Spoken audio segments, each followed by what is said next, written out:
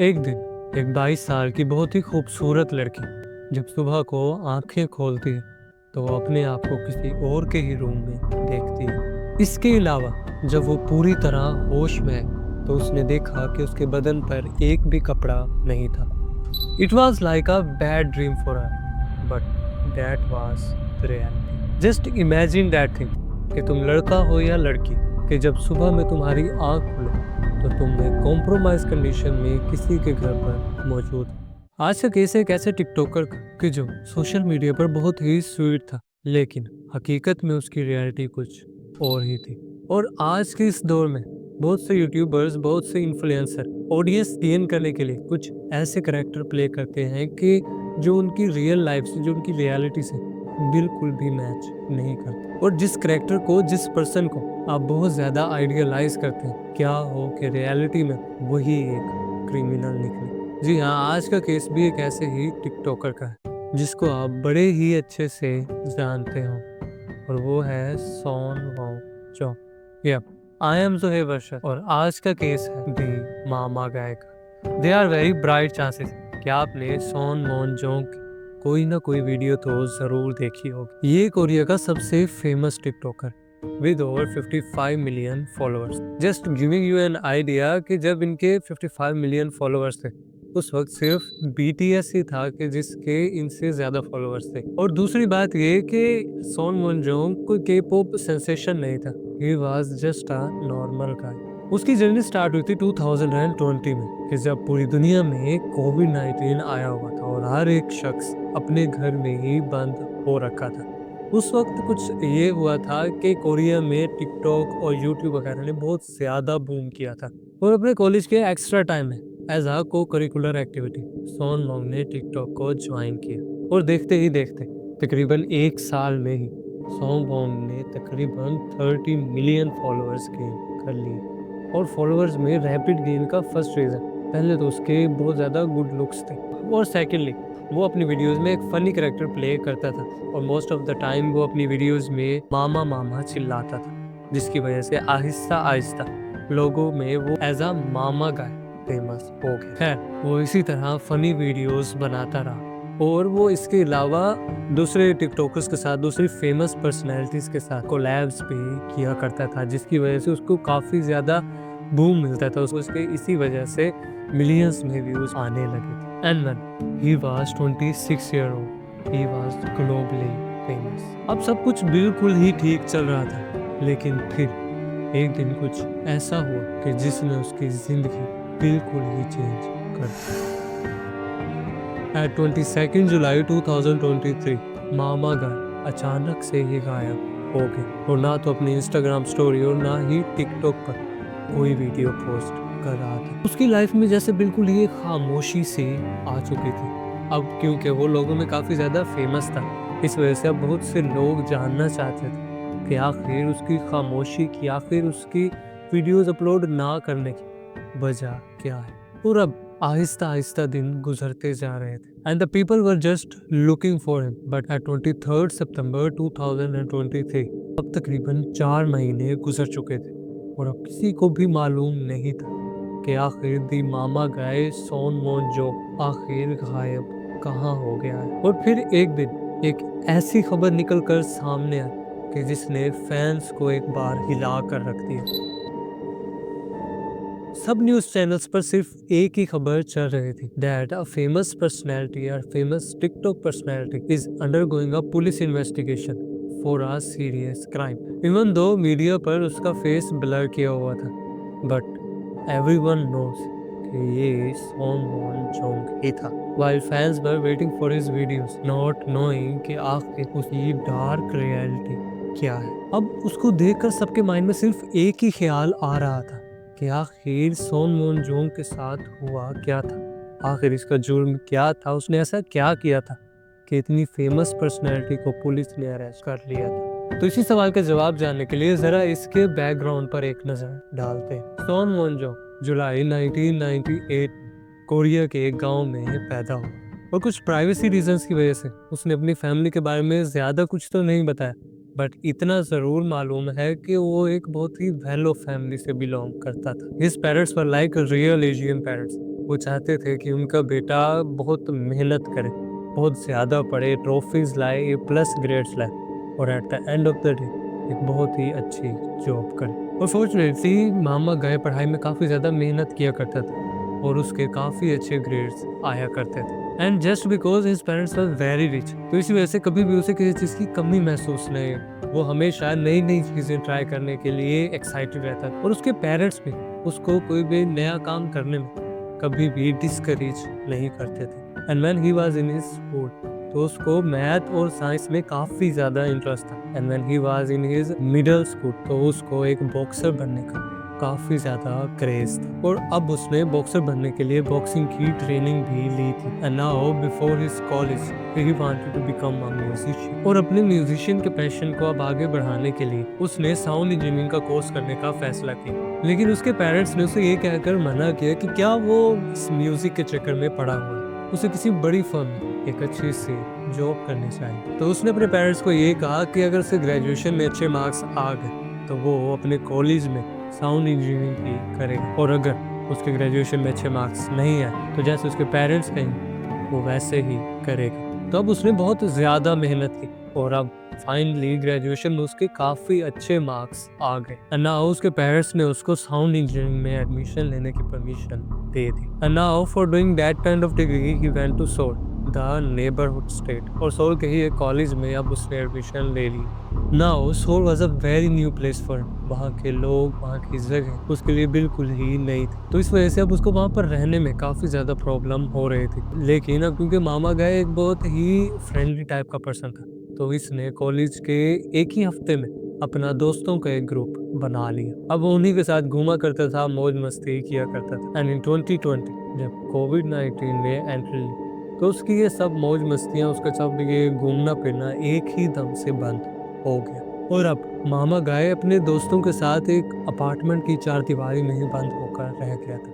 वो वहाँ पर काफ़ी ज़्यादा बोर हो जाता था और इसी बोरडम को दूर करने के लिए उसने अपने इर्द गिर्द कुछ नोट करना शुरू किया। नाउ ही नोटिस्ड कि उस टाइम टिकटॉक और यूट्यूब काफ़ी ज़्यादा बूम कर रहा था, तो उसने अब ये सोचा कि क्यों ना वो टिकटॉक पर या यूट्यूब पर अपना कुछ स्टार्ट कर दे। तो अब सो ने अपने एक्स्ट्रा टाइम में टिकटॉक वीडियोस वगैरह बनाना शुरू कर दी। अब जैसे ही उसने अपनी पहली वीडियो डाली, फॉर्चुनेटली उसकी पहली ही वीडियो वायरल हो गई। And now he understand that what he had to do now. And then after this video he never, और अब वो हर रोज तकरीबन 2 से 3 वीडियोस अपलोड किया करता था। And after few years he became the biggest creator of Korea. और अब क्योंकि वो काफ़ी ज़्यादा फेमस होता जा रहा था, तो इसके पास अब पैसे भी काफ़ी ज़्यादा आने लगे थे, जिसकी वजह से अब वो अपने पेरेंट्स पर डिपेंडेंट नहीं था।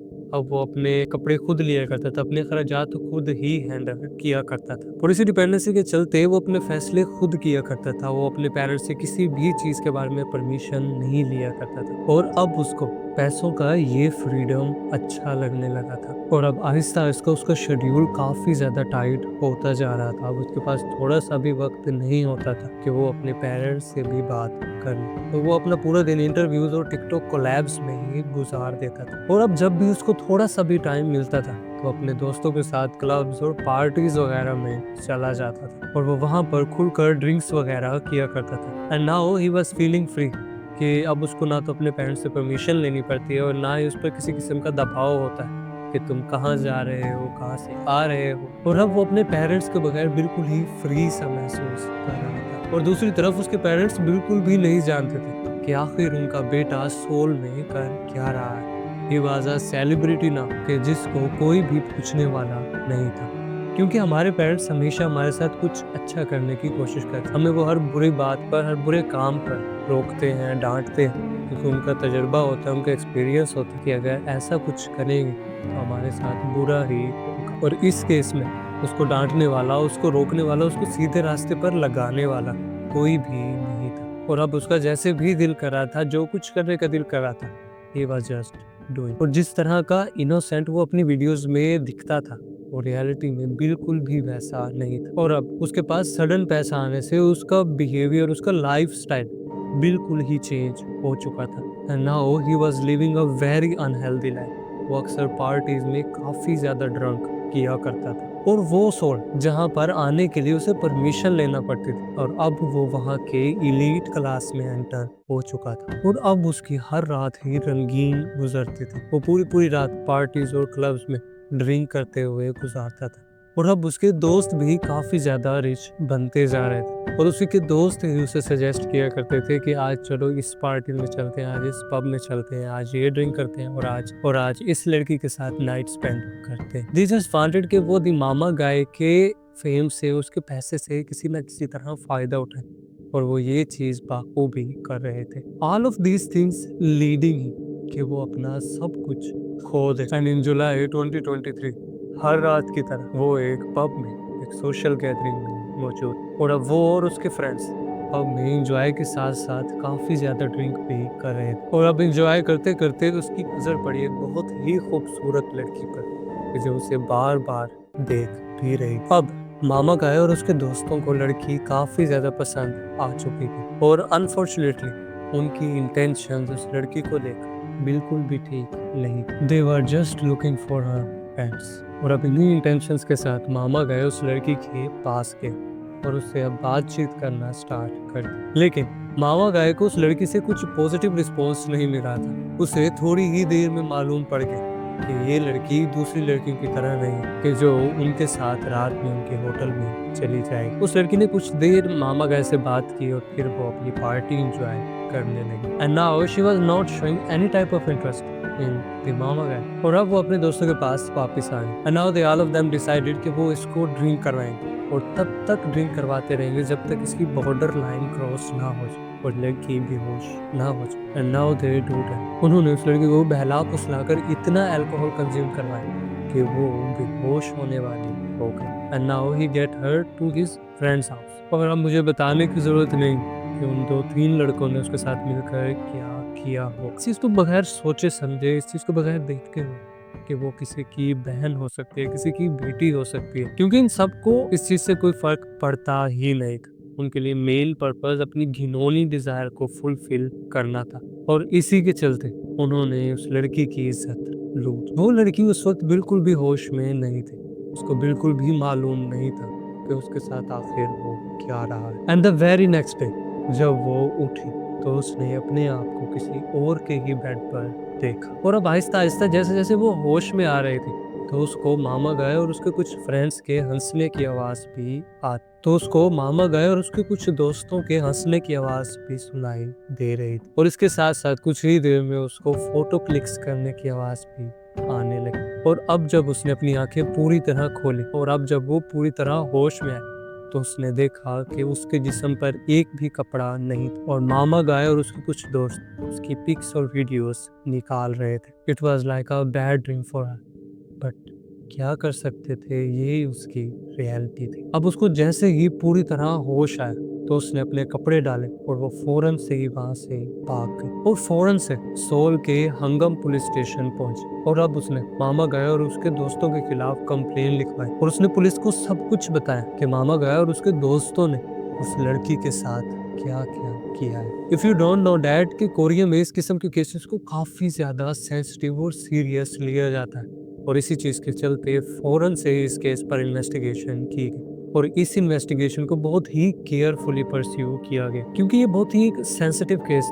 एक फेमस पर्सनैलिटी के खिलाफ केस था। इस वजह से पुलिस नहीं चाहती थी कि इस केस में उनके एविडेंस किसी भी किस्म से झूठे साबित, और उनकी ये भी कोशिश कि प्रॉपर एविडेंस के बगैर ये केस पब्लिक में ना जाए। और अब मामा गए जो कि इस केस का एक प्राइम सस्पेक्ट था, पुलिस फौरन से उसके घर पर पहुंची। अब पुलिस ने उसके डोर को नॉक करना शुरू की, लेकिन उसने दरवाजा नहीं खोला। और अब जब काफी देर नॉक करने के बाद मामा गए ने दरवाजा नहीं खोला तो अब पुलिस ने दरवाजा तोड़ने का फैसला किया, और अब पुलिस ने दरवाजा तोड़कर मामा गाय को अरेस्ट कर लिया। ये बहुत ज्यादा डरा हुआ पुलिस ने इसको अरेस्ट किया और इसको गाड़ी में डालकर पुलिस स्टेशन ले गए। ना इतने बड़े इन्फ्लुएंसर को अरेस्ट होता देख ये खबर कोरिया के तमाम न्यूज चैनल्स पर चलने लगी। लेकिन इस समय एक अच्छी चीज ये थी कि वो उन न्यूज चैनल्स ने उस लड़के के चेहरे को पब्लिक नहीं किया। उन्होंने कोशिश की कि उसको ब्लरी रखा जाए तब तक कि जब तक उसके खिलाफ प्रॉपर प्रूफ्स नहीं मिल जाते। बट एवरीबडी न्यू कि ये मामा गाय ही था, और ये सोशल मीडिया पर एक ऐसी पर्सनैलिटी का पर्सन था कि कि जिसका बहुत ही स्वीट और अच्छा गेस्चर था, लेकिन किसी को भी मालूम नहीं था कि रियलिटी में एक क्रिमिनल। तो इनिशियल इन्वेस्टिगेशन के बाद इसको कोर्ट में पेश कर दिया गया और इस केस की पहली हायरिंग 17 जनवरी 2024 में की गई और उम्मीद है कि इसको तकरीबन 7 साल कैद जरूर होगा और इसका बचना तकरीबन इम्पॉसिबल है, क्योंकि वहाँ का कानून यहाँ के मुकाबले में बहुत ज़्यादा सख्त। तो इस केस में ये कुछ जानने को मिलता है कि कोई भी इन्फ्लुएंसर जैसा सामने से दिखता है, ये ज़रूरी नहीं कि वो अंदर से भी वैसा ही हो, क्योंकि पैसा और फेम अच्छों का दिमाग ख़राब कर देता है। यप, ये था आज का हमारा केस। उम्मीद है हमारी आज की एफर्ट आपको पसंद आई हो। अगर पसंद आई हो तो हमें लाइक, शेयर और सब्सक्राइब करना ना भूलिएगा। मिलते हैं एक नए केस के साथ, तब तक के लिए अल्लाह। बट इस सब में एक चीज़ अच्छी ये थी कि उनकी उन न्यूज़ चैनल्स ने उस लड़के का चेहरा क्लियर नहीं दिखाया, उन्होंने उसके चेहरे को ब्लरी रखा ताकि मन कर all of these things leading कि वो अपना सब कुछ खो दे। क्योंकि हमारे पेरेंट्स हमेशा हमारे साथ कुछ अच्छा करने की कोशिश करते हैं, हमें वो हर बुरी बात पर, हर बुरे काम पर रोकते हैं, डांटते हैं,